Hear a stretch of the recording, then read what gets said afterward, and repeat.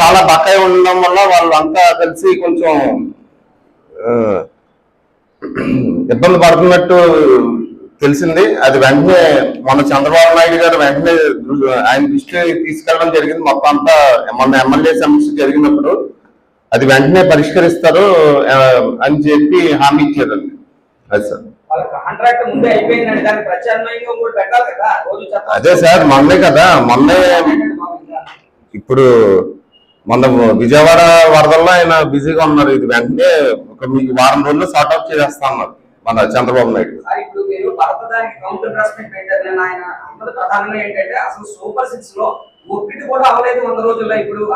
Sir tension జరుగుతుందా లేదా లేదండి? ఇప్పుడు దీపావళి రోజు ఒక మాసం సార్, దీపావళి రోజు గ్యాస్ సిలిండర్లు రిలీజ్ చేస్తున్నారు సార్.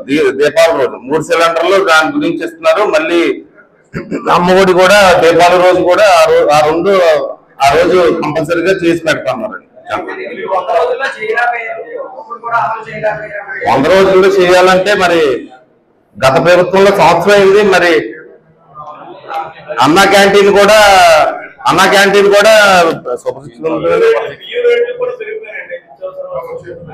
అవును సార్, అవన్నీ వస్తువులు అయింది కదా కంపల్సరీ అది.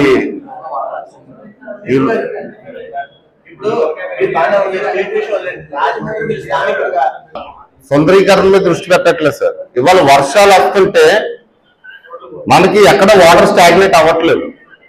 దేనివల్ల?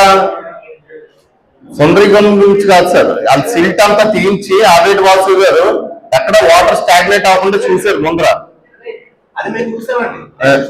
నెక్స్ట్ స్టెప్ అదే సార్, ఎక్కడెక్కడ ఏమి చిన్న అవతాపులు ఉన్నాయో మొత్తం అంతా మన ఆల్రెడీ వాసు గారు దృష్టికి వచ్చాయి.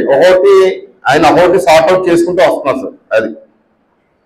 అదే ఈరోజు నిన్న ఎంపీ గారు ఈవీఎం ఎమ్మెల్యే అని సంబోధించి మాట్లాడడం జరిగింది.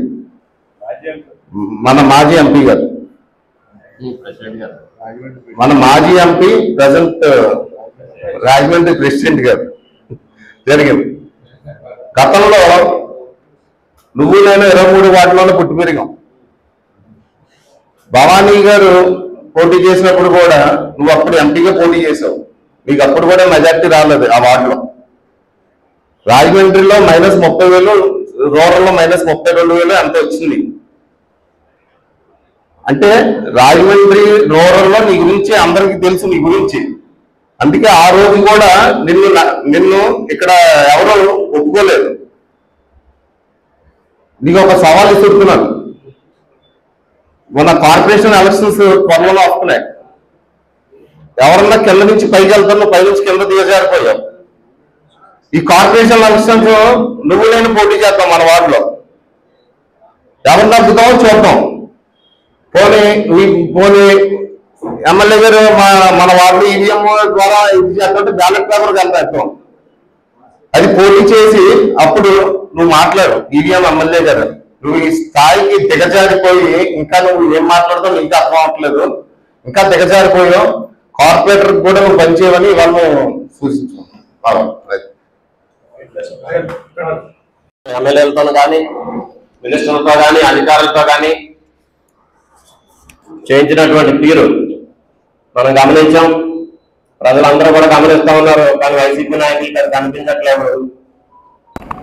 మా ప్రభుత్వం వచ్చి 100 రోజులు పూర్తయినటువంటి సందర్భంగా మరి ఇక్కడ జరుగుతున్నటువంటి మంచి ప్రభుత్వం, మరి గతంలో రాక్షస పాలన చూసాం.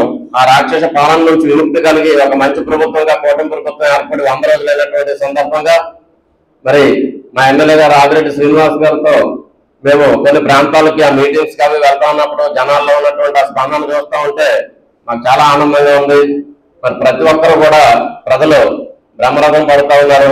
మరి స్థానికంగా ఏదైనా సమస్యలు ఉంటే కూడా ఆయన వెంటనే పరిష్కరిస్తా ఉన్నారు. ఇచ్చినటువంటి హామీలు, ఇప్పుడు చేసినటువంటి పెన్షన్స్ కానీ ఇవన్నీ కూడా ప్రజల దృష్టికి తీసుకెళ్తున్నప్పుడు ముఖ్యంగా చెత్త పన్ను విషయంలో ప్రజలందరూ కూడా చాలా ఆనందపడుతూ ఉన్నారు. ఇవన్నీ కూడా ప్రజలు గమనిస్తున్నారు. మీరు కూడా గమనించాలి. ప్రెసిడెంట్ గారు మేము వచ్చి 100 రోజులు అయ్యింది, అయినప్పటికీ కూడా చాలా కార్యక్రమాలు చేశాం, ఇంకా చేయబోతా ఉన్నాం. ఇవన్నీ పక్కన ఉంచితే మరి మొన్ననే మీకు అందరికీ తెలుసు,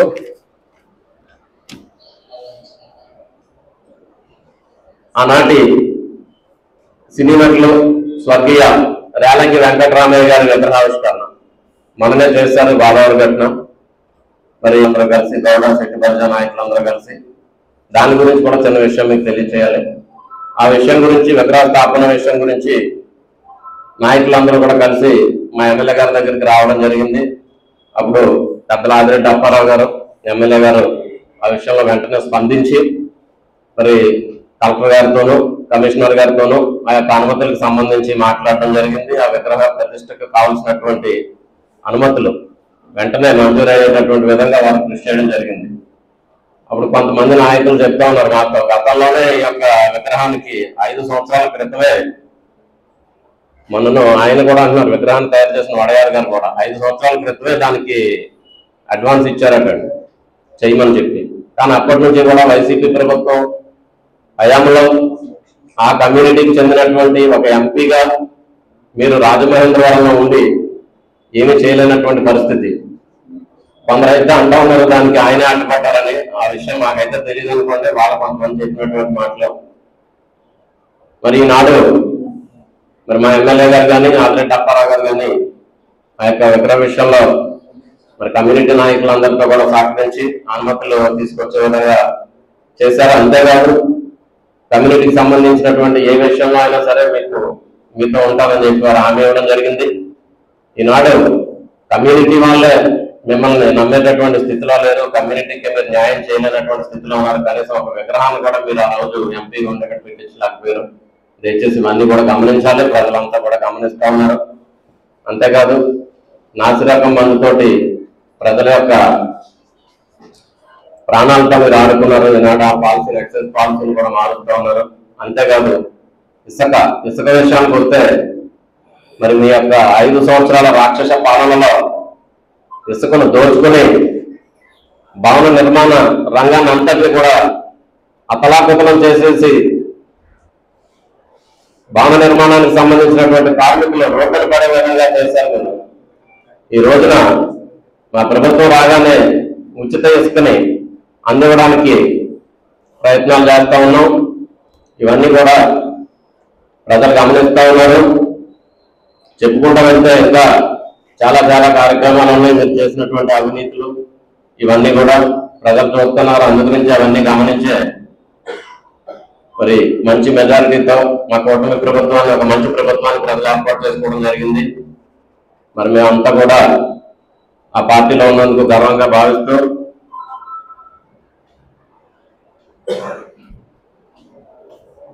మరి మా ఎమ్మెల్యే గారు కూడా ఆదిరెడ్డి వాసు గారు ప్రతి విషయంలో కూడా ప్రజలకు అందుబాటులో ఉంటా ఉన్నారు. మరి ముఖ్యంగా శానిటేషన్ విషయంలో కానీ ముంపు విషయాల్లో కూడా మన గతంలో చూస్తే మీరు ఎక్కడా కూడా సిల్కులు తీసినటువంటి పరిస్థితి లేదు చాలా కాలంగా. అవి కూడా ఆయన దగ్గరుండి అధికారంలోకి రాగానే ఆ సిల్కులు అవి తీయించడం వల్ల ఇప్పుడు వర్షాలు పడినా కూడా అంత ముంపు పరిస్థితి నుంచి కూడా బయటపడడం జరిగింది. అలాగే డ్రైన్స్ అవన్నీ కూడా కొత్తగా ఇవన్నీ కూడా నిర్మించేటటువంటి ఏర్పాట్లు కూడా చేయడం జరుగుతూ ఉంది. వీటన్నిటి మీద కూడా మంచినీటి విషయంలో కానీ అన్ని విషయాల్లో కూడా మరి గౌరవ ఎమ్మెల్యే గారు దృష్టి పెట్టడం జరిగింది. ఇవన్నీ కూడా మీ ద్వారా వారికి తెలియజేస్తా ఉన్నాం. సమయంలో దీపు గారు కూడా కొన్ని విషయాలు తెలియజేస్తారు.